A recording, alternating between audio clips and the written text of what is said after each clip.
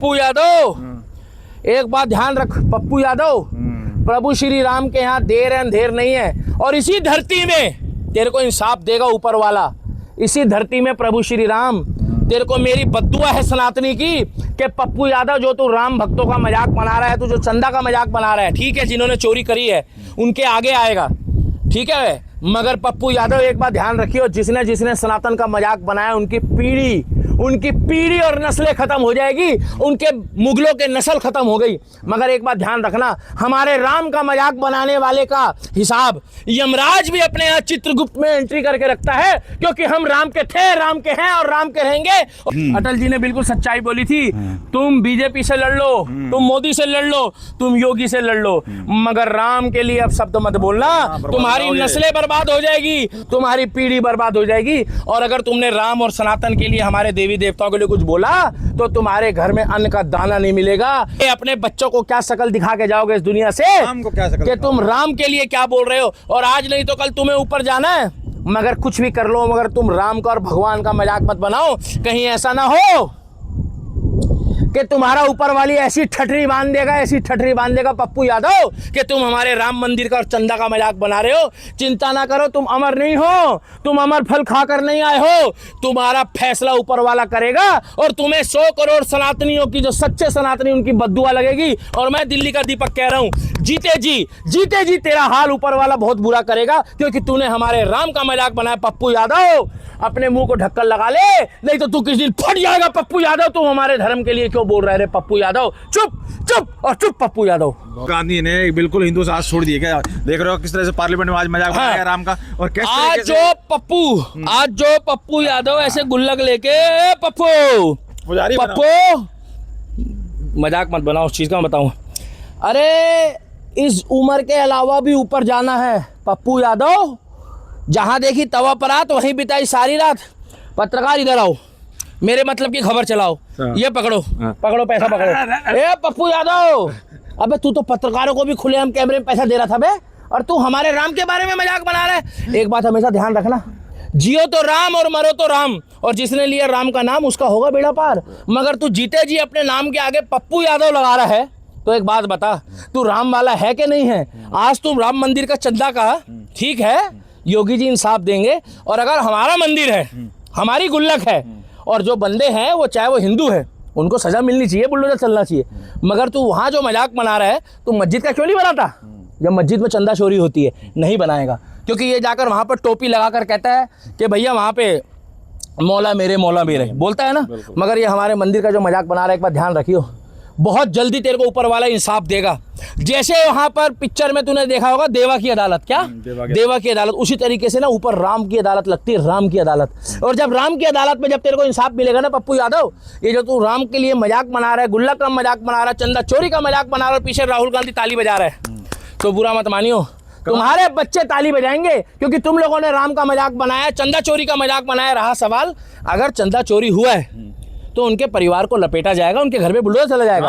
मगर तुम लोग पार्लियामेंट के बाहर हमारा मजाक बना रहे हो।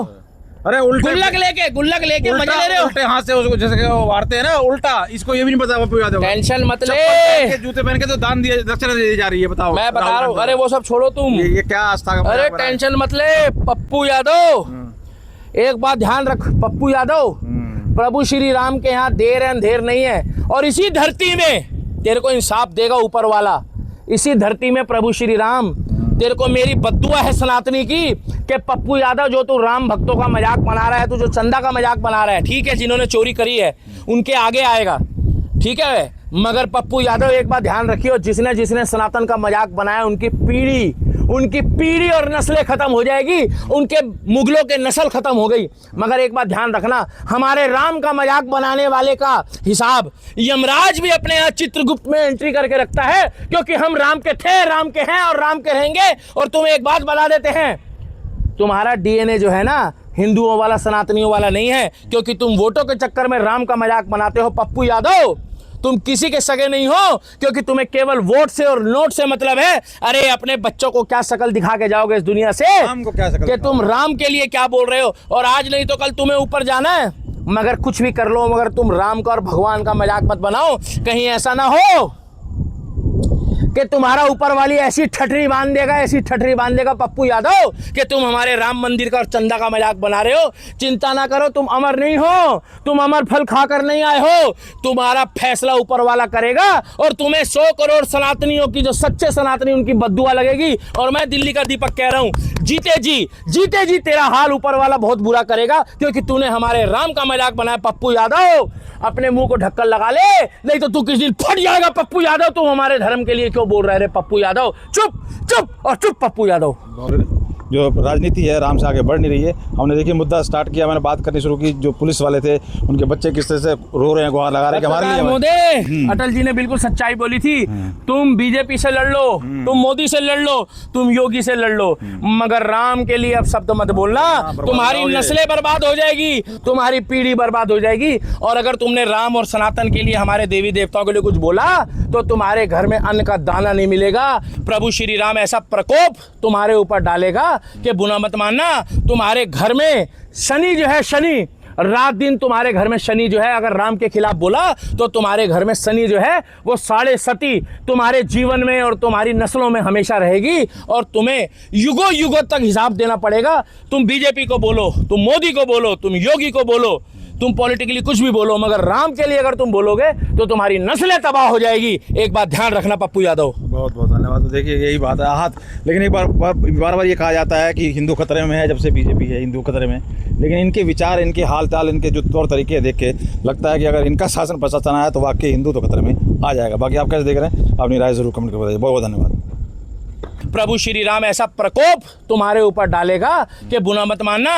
तुम्हारे घर में शनि जो है, शनि रात दिन तुम्हारे घर में शनि जो है, अगर राम के खिलाफ बोला तो तुम्हारे घर में शनि जो है वो 7.5 तुम्हारे जीवन में और तुम्हारी नस्लों में हमेशा रहेगी। और तुम्हें युगों युगों तक हिसाब देना पड़ेगा। तुम बीजेपी को बोलो, तुम मोदी को बोलो, तुम योगी को बोलो, तुम पॉलिटिकली कुछ भी बोलो, मगर राम के लिए अगर तुम बोलोगे तो तुम्हारी नस्लें तबाह हो जाएगी। एक बात ध्यान रखना पप्पू यादव। बहुत बहुत धन्यवाद। तो देखिए यही बात है आहत, लेकिन एक बार ये कहा जाता है कि हिंदू खतरे में है, जब से बीजेपी है हिंदू खतरे में।